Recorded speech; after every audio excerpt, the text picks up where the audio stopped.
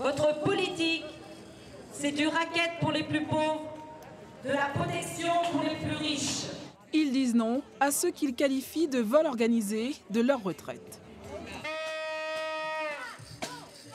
Ces retraités se disent ni privilégiés, ni très pauvres, mais lésés, méprisés, après avoir passé leur vie à travailler.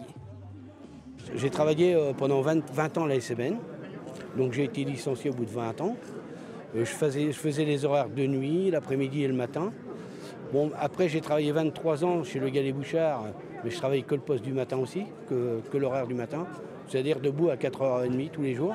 J'ai une retraite normale, je ne sais pas pourquoi on m'en enlèverait encore. Aux côtés de ce métallurgiste retraité, beaucoup d'autres de l'industrie, du commerce ou encore de l'éducation nationale. J'ai travaillé pendant 39 ans. Je ne me considère pas comme un feignant qui n'a rien fait, contrairement à ce que dit notre président de la République. Je suis retraité, c'est mon droit de toucher ma retraite et de ne pas me la faire enlever tous les ans. Première revendication, la diminution de l'impôt participant au financement de la protection sociale. Les manifestants exigent ensuite l'indexation de leurs revenus sur le salaire moyen. Dans les annonces du gouvernement, rien sur l'indexation des pensions sur les salaires.